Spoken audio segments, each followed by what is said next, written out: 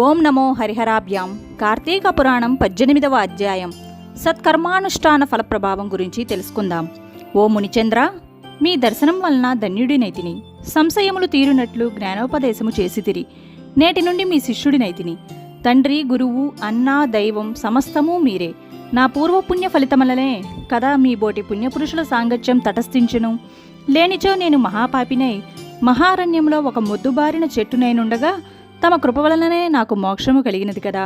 మీ దర్శన భాగ్యం లేని ఎడల ఈ కీకారణ్యములో తరతరాలుగా చెట్టు రూపమున ఉండవలసినదే కదా. అట్టి నేనెక్కడా? మీ దర్శన భాగ్యం ఎక్కడా? నాకు సద్గతి ఎక్కడా? పుణ్యఫలప్రదాయమగు ఈ కార్తీక మాసం ఎక్కడా? పాపాత్ముడగు నేనెక్కడా? ఈ విష్ణువు ఆలయమునందు ప్రవేశించుట ఎక్కడా? ఇవన్నీయును దైవికముగా ఘటనలు తప్ప మరొకటి కాదు. కాన నన్ను తమ శిష్యునిగా పరిగ్రహించి సత్కర్మలను మానవుడెట్లు అనుసరించవలేను విశదీకరింపుడుబని ప్రార్థించెను. ఓ ధనలోబా, నీవడిగిన ప్రశ్నలన్నీయూ మంచివే. అవి అందరికీ ఉపయోగార్థమైనట్టివి కాన వివరించెదను. శ్రద్ధగా ఆలకింపుము. ప్రతి మనుజుడును ఈ శరీరమే సుస్థిరమని నమ్మి జ్ఞానశూన్యుడవుచున్నాడు. ఈ భేదము శరీరమునకే గాని ఆత్మకు లేదు. అట్టి ఆత్మజ్ఞానం కలుగుటకే సత్కర్మలు చెయ్యవలనని సకల శాస్త్రాలు ఘోషించుచున్నవి. సత్కర్మను ఆచరించి వాటి ఫలము పరమేశ్వరార్పిత మొనరించిన జ్ఞానము కలుగుతుంది. మానవుడే జాతివాడైనను ఎటువంటి కర్మలు ఆచరించవలేనో తెలుసుకుని అటువంటి వాటిని ఆచరించాలి. బ్రాహ్మణుడు అరుణోదయ స్నానము చేయక సత్కర్మలను ఆచరించినను వ్యర్థమగును.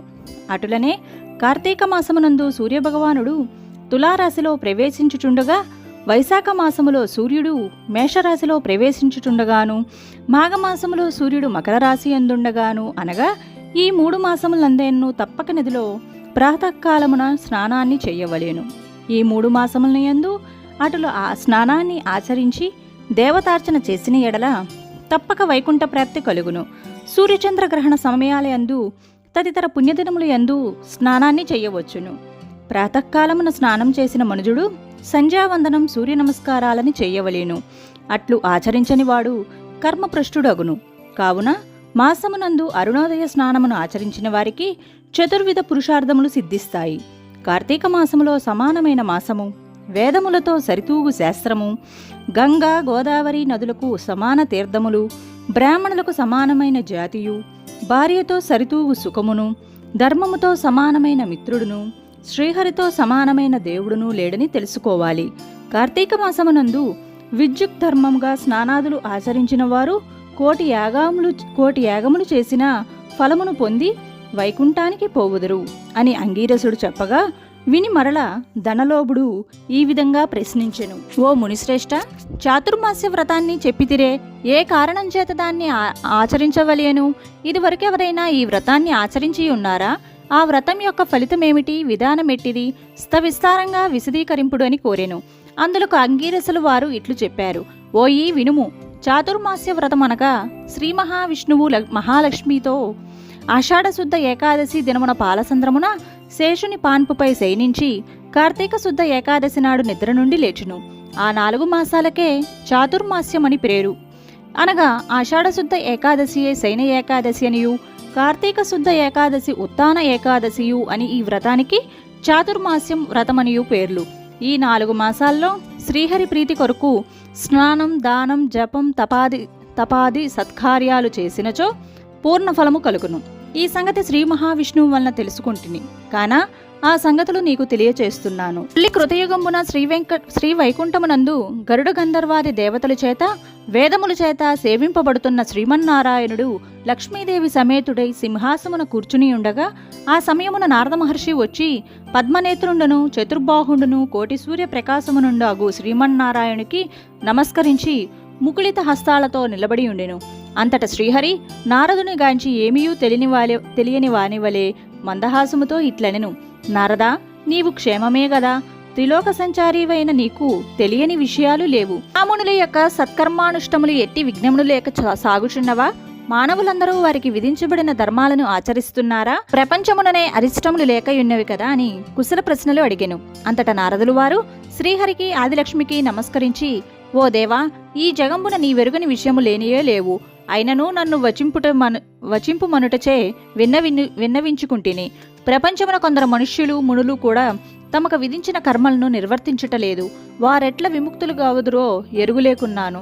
కొందరు భుజించకూడదని పదార్థాలు భుజిస్తున్నారు. కొందరు పుణ్యవ్రతములు చేయుచు అవి పూర్తిగాక మునిపే మధ్యలో మానివేయుచున్నారు. కొందరు సదాచారులుగా మరికొందరు అహంకార సహితులుగా పరనింద పారాయణులుగా జీవిస్తున్నారు. అట్టి వారిని సత్కృపతో పుణ్యాత్ములనొనర్చి రక్షింపుమని ప్రార్థించెను. జగన్నాటక సూత్రధారుడైన శ్రీమన్నారాయణుడు కలవరపడి లక్ష్మీదేవితో గరుడ గంధర్వాది దేవతలతో వేల కొలది మహర్షులున్న భూలోకానికి వచ్చి ముసలి బ్రాహ్మణ రూపంతో ఒంటరిగా తిరుగుచుండెను. ప్రపంచమంతయు తన దయావలోకమున వీక్షించి రక్షించుచున్న దామోదరుడు ప్రాణుల భక్తి శ్రద్ధలను పరీక్షించుచుండెను. పుణ్యక్షేత్రములు, పుణ్యనదులు, పుణ్యాశ్రమములను తిరుగుచుండెను. ఆ విధముగా తిరుగుచున్న భగవంతుణ్ణి గాంచి కొందరు ముసిలివాడని ఎగతాళి చేయుచుండిరి. కొందరు ఈ ముసిలివానితో మనకేమీ అని అనుకుంటిరి. గర్విష్ఠులైరి. మరికొందరు కామార్తులై శ్రీహరిని కన్నెత్తైనను చూడకుండిరి. వీరందరినీ కూడా భక్తవత్సలకు శ్రీహరిగాంచి వీరినెట్లు తరింపు చేతునా అని ఆలోచించుచు ముసలి బ్రాహ్మణ రూపాన్ని విడిచి శంఖ, చక్ర, గద, పద్మ, కౌస్తుభ, వనమాల్యాదల అలంకారయుతుడై నిజరూపాన్ని ధరించి లక్ష్మీదేవితో సహా భక్తులకు తన మునిజన ప్రీతికరమగు నైమిసారమున వెడిలెను. ఆ వనమందు తపస్సు చేసుకున్నచున్న మునిపుంగవులు స్వయముగా తమ ఆశ్రమములు కరుదించిన సచ్చిదానంద స్వరూపుడగు శ్రీమన్నారాయణ్ణి దర్శించి భక్తి శ్రద్ధలతో ప్రణమిల్లి అంజలి ఘటించి ఆదిదైవములకు లక్ష్మీనారాయణులని ఇట్లు స్తోత్రము గావించిటిరి. శాంతాకారం భుజగశయనం పద్మనాభం సురేశం విశ్వాకారం గగన సదృశం మేఘవర్ణం శుభాంగం లక్ష్మీకాంతం కమలనయనం యోగి హృద్యానగమ్యం వందే విష్ణుం భవభయహరం సర్వలోకైకనాథం మీం క్షీరసముద్రరాజతనయం శ్రీరంగధామేశ్వరీం దాసీభూత సమస్తదేవవనితాం లోకైకదీపాంకురాం శ్రీమన్మందకటాక్షలబ్ధ విభవత్ బ్రహ్మేంద్ర గంగాధరం త్వాం త్రైలోక్యం కుటుంబినీం సరసిజాం వందే ముకుంద ప్రియాం. అష్టాదశాధ్యాయము 18వ రోజు పారాయణం సమాప్తః. కార్తీక దామోదర నమో నమః.